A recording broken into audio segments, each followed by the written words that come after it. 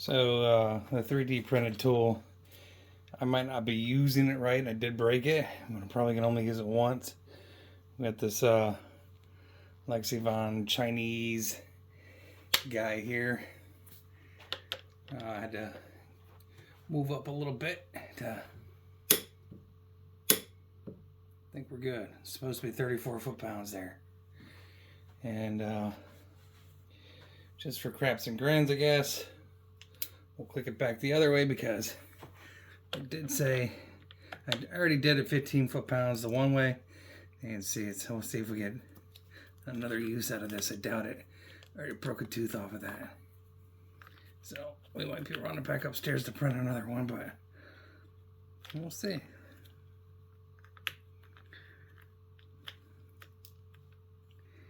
Yeah.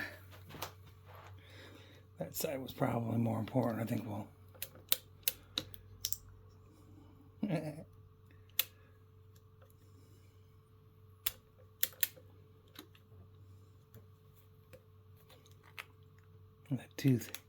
That tooth would have been ideal to have right there.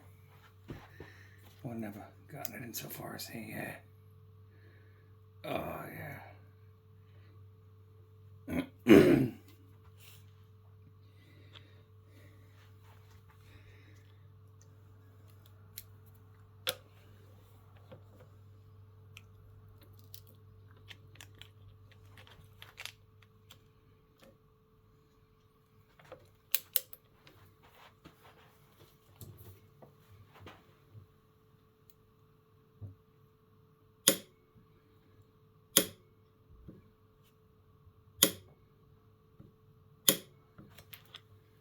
I think we're good.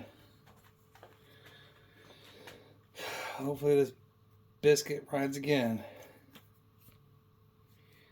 You know, like I said, that was 34 foot-pounds.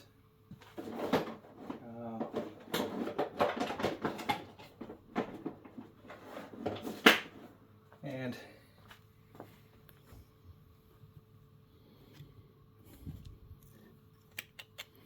I did break a tooth off of it, but that's when these print, you know, they print this way back and forth, so there really isn't a whole lot of rigidity to these. Would have been better if like a blow molded piece of like hardened plastic or something, but it did the trick. And honestly, for the amount of money that I spent, you know, so everything's been torqued around it. I just need to put the final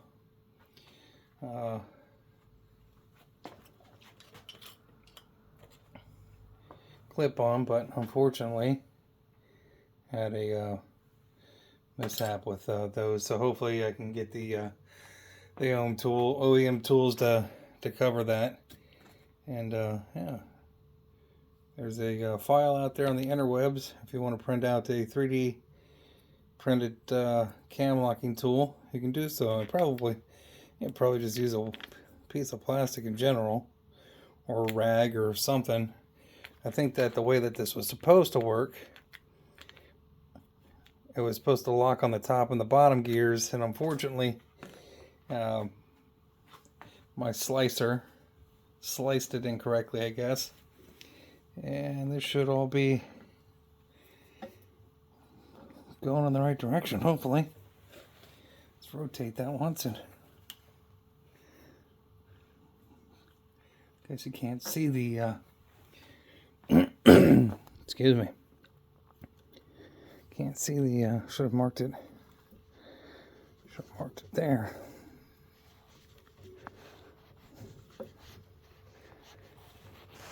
I had them lined up, but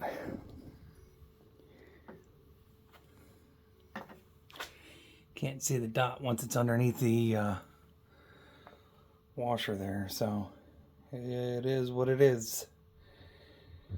Have a good night.